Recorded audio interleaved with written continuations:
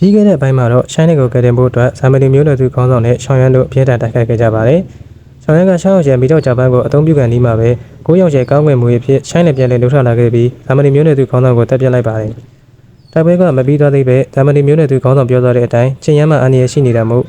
ရှိုင်းနယ်နဲ့အတူပဲတကားကျွန်းရှိရာစီကိုအများလိုက်သွားကြပါတယ်။လမ်းခီးမှာပဲရှိုင်းနယ်ကသူ့ကျင့်ကြံနေတဲ့ခဏအတွင်းခိစ္စကြီးတွေဖြစ်သွားမှာမို့နားမလည်နိုင်ဖြစ်နေပါတယ်။ရှောင်းရန်ကလည်းပြီးခဲ့တဲ့အချိန်ပိုင်းနဂါကျော်တိုက်ပွဲပြီးကြတဲ့ကနဂါမဲ3ပါးလုံးတရားပြည့်ထန်ရနေတာမို့ညဉ့်ညရေးကိုကျင့်ရန်ပကြားခဲ့ယူဆောင်လာတော့မှလို့ပဲထင်နေခဲ့တာဖြစ်ပါတယ်။ခုလိုတိုက်ပွဲကြီးစတင်လာတာကတော့နားမလည်နိုင်ဖြစ်နေပါတယ်။နဂါပြောနေရင်လက်ကမတ်သားကိုကြည့်ပြီးတော့ကျင့်ရန်ရဲ့အငွေ့သက်ကပုံမအားနေလာတာကိုသတိထားမိလိုက်ပါတယ်။အမတ်သားရဲ့အငွေ့သက်ကလည်းအရှိပိုင်းနဂါကျော်ကမဟုတ်ပဲမြောက်ပိုင်းနဂါကျော်ကလာနေတာဖြစ်လို့အလင်းမြန်မဲ့လိုက်သွားလိုက်ပါတယ်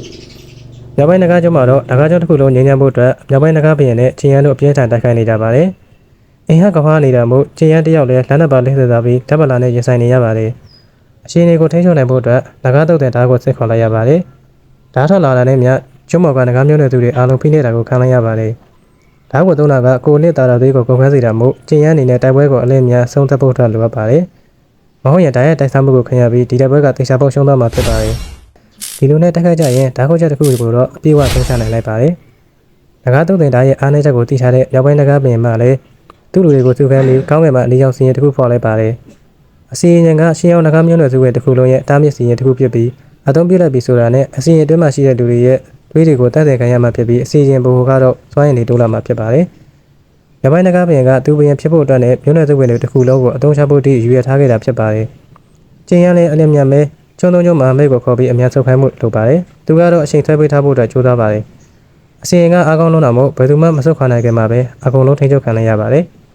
ကျန်လူတွေကတော့ငယ်သားတွေကိုကယ်ဖို့တမန်လိုက်ပြီးချင်းရန်ကတော့မြောက်ပိုင်းပြည်နယ်ရင်ဆိုင်ပါတယ်။အစီရင်ကြောင့်ပုံမအားကောင်းလာတဲ့ပြင်နဂါတုတ်တင်ဓာတ်ကိုပါဆက်ခေါ်နိုင်လိုက်တာမို့ချင်းရန်လည်းအလဲလဲကွဲကွဲနဲ့ပဲအရင်နေပြီးနောက်ဆုံးဓာတ်နဲ့ထိုးခံရတော့မဲ့ဆဲဆဲမှာပဲချောင်းရန်ရောက်လာကတမတ်တင်လေးပဲကယ်တင်နိုင်လိုက်ပါတယ်။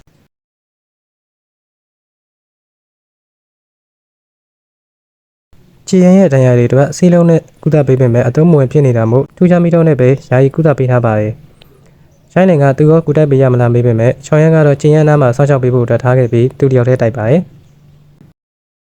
နဂါတုတ်တဲ့ဓာတ်အများကြီးတစ်ချိန်နဲ့ပြေးဝင်လာပေမဲ့ချောင်းရန်ကလည်းဗမာဖန်သားခန္ဓာနဲ့တိုက်ခိုက်ပါတယ်။အရင်နေတဲ့မြောက်ပိုင်းနဂါဘရင်ကအစီရင်တွေကိုနောက်ထပ်သွေးတွေထပ်ဆုပ်ယူနေတာမို့နောက်ထပ်မဆုပ်ယူနိုင်တော့အောင်ကျန်တဲ့လူတွေကိုကယ်ဖို့အတွက်ချောင်းရန်ကမှာလိုက်ပါတယ်။ချောင်းရန်ကမတနာကောင်းကင်အမျက်ဝိညာဉ်တိုက်ခိုက်ခြင်းနဲ့တိုက်ခိုက်ခြင်းမြောက်ပိုင်းနဂါဘရင်ကလည်းဝိညာဉ်တတောင်ဥညွှတ်ခြင်းအစီရင်ကိုအသုံးပြုလိုက်ကဖြည့်ရှင်းလိုက်ပါတယ်။ဝိညာဉ်ထိန်းချုပ်ခြင်းကိုအသုံးပြုလိုက်တာမို့ခွင်မျိုးနဲ့စုနဲ့ပူပေါင်းထားတဲ့ဆိုတာကိုချောင်းရန်သိသွားပါတယ်။အစီရင်ကသွေးတွေကိုအဆက်မပြတ်ဆုပ်ယူနေတာမို့ကျင်းရန်လည်းပြန်လည်ခုခံမှုစ조사ပေမဲ့အရင်လိုကလေးမလေးသာပြန်ဖြစ်ပြီးမေးလဲသွားပါတယ်။